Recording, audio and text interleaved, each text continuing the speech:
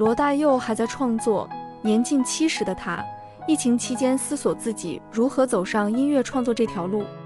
他想起了高雄盐城区那个爱河会流经的地方。作为音乐家，他的手拿笔谱写歌词，弹奏乐曲；作为医生，那双手拿来开刀治愈病人。这2种能力他都兼具。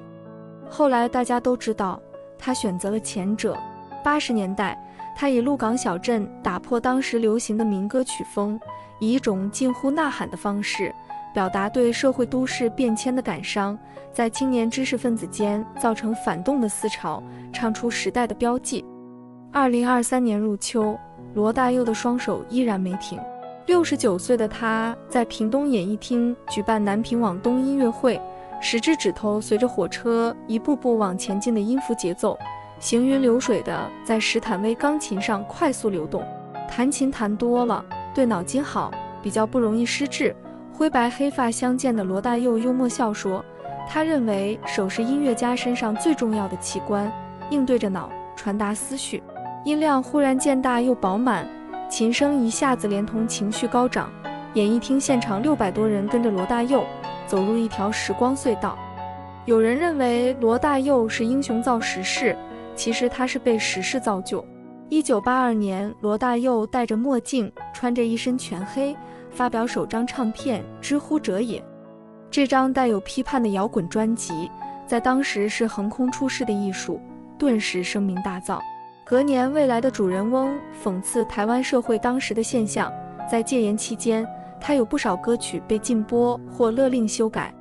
在不愿被标签化的情况下，罗大佑离开熟悉的家乡，到纽约、香港、北京四处漂泊，一共搬了19次家。事实上，罗大佑跟生长在这片土地的小人物一样，会迷惘、迷失，没有方向。只是作为创作者，他的感知能力强，能写出大时代里小人物的心声和感受。到了香港，他说着一口流利的粤语，以《皇后大道东》《东方之珠》唱出香港人对97回归的忧虑，至今仍是最能代表香港的歌曲。直到58岁当了爸，漂泊不定的罗大佑因为有了女儿，终结29年海外生活，回台定居。然而，属于艺术家的创作焦虑仍停不下来，他继续为电影《黄金时代》《太平轮》《华丽上班族》写主题曲，发表新专辑，举办巡回演唱会。遇上3年的疫情，不得不放慢，他才有机会回头翻阅过往人生。年轻的时候，虽然台北是他的家，却帮北漂的人唱着台北不是我的家，诉说离乡打拼的无奈。反倒他自己到了从心所欲的年岁，才又想起他在高雄也曾有个家。今年7月，他回到高雄 long stay 寻根，拼凑散落已久的记忆。你看海多自然，眼前的罗大佑望着高雄港平静的海，要我们再过1小时等夕阳落下，感受阳光洒在海面上的波光粼粼之美。这种心情的开阔度跟在台北不大一样。严格来说，罗大佑不算是高雄人，但他却扎扎实实地在高雄生活了10年以上。这段记忆鲜少被他提起，也许高雄并没有特别让我去想起他的原因。因为大染疫，当代人类共同经历前所未有的失去与变动，对外的连结全都透过科技视讯。在这种让人摸不着虚拟或真实的 AI 未来，过往愈是单纯、简单、手工的时代，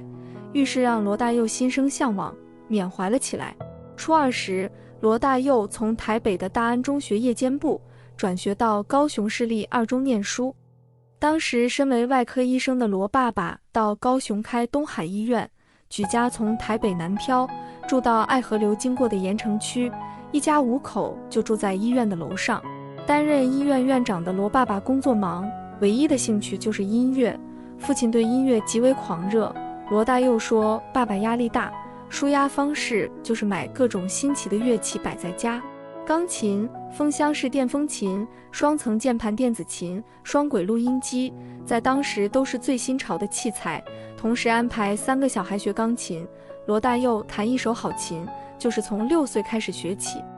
罗大佑记忆里，高雄的家中时常有音乐流动，哥哥子弹钢琴，爸爸用黑胶唱盘播放最爱的绿岛小夜曲，妈妈用盘式录音机录音，我们非常的快乐，感受到一家人凝聚在一起。歌迷印象中酷酷的罗大佑，谈及家人，面露慈祥。1968年，中国文化大革命还在进行，越战没打完，欧洲反战。当世界大乱纷扰之时，罗大佑获得他生平的第一把电吉他，日制 Teisco 的 Del Rey。罗大佑有音乐天分，没跟老师学，只靠古典钢琴的底子，自学摸索学会弹吉他，课余时疯狂地练习，学唱西洋蓝调 House of the Rising Sun， 反战歌曲 Donna Donna，Where Have All the Flowers Gone。